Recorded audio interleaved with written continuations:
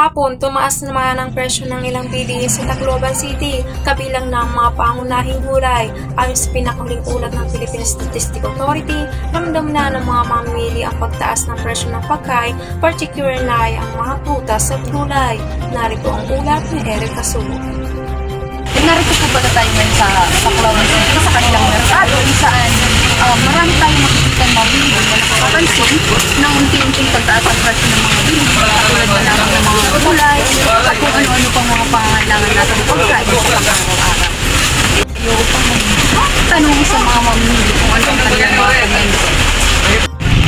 Maupay na ang Pilipinas na usahan. Mapakiano po akong inilinaran. Ya, ako ay anak Lita, waliwan. Anak Lita, waliwan. Bilang usap ko na vendor, siyempre nagtatrabaho yan kasi pagtindahin ng mga pagkaon, mga kanon. Ano po mo bagang pinakang rason na kaya naman naghahataas ang pwede ng mga panila?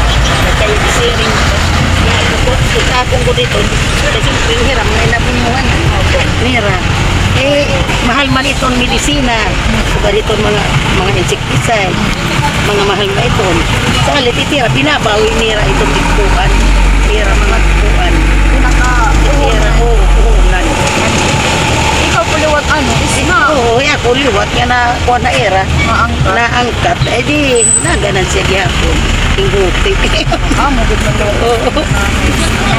Dato po, damang salamat. Nga pagkuya kami ngayon ng kita nga, magpapakianan lang kami po yun.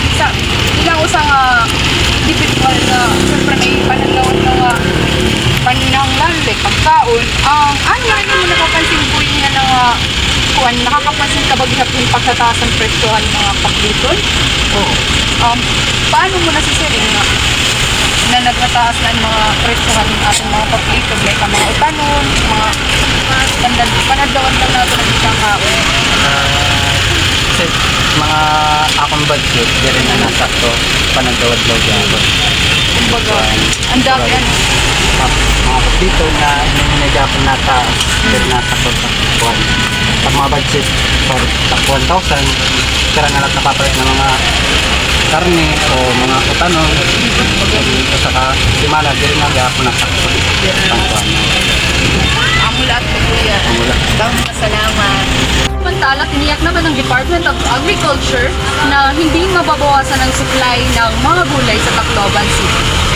Hindi gaanong naapektuhan ng mga bagyong dumaan.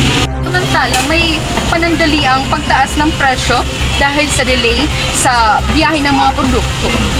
Dito, pinapayuhan ng mga mamimili na mamili ng mas maaga upang doon ay magkaroon ng mapanuri or maging mapanuri sa presyo upang mas makatipid dahil posible pa daw umanong mas tumaas ang presyo ng mga bilihin kung magpapatuloy ang nagaganap na El Nino sa susunod na mga buwan. Sa Giselle Davila. At para sa karagdagang balita, antabayanan lamang sa Kiki TV.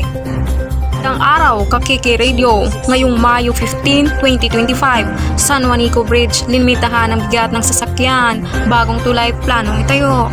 Dahil sa pinsanang natuklasan sa San Juanico Bridge, ipinatupad ng DPWH ang 3 toneladang weight limit sa mga sasakyang tumatawid. Bilang tugon, nagdeklara ng state of emergency ang lalawigan ng Samar para matugunan ang epekto ng transportasyon at kabuhayan.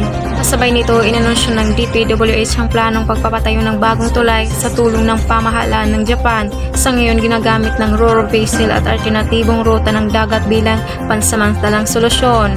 Mula sa Kiki Radio, ako si Giselle Davila.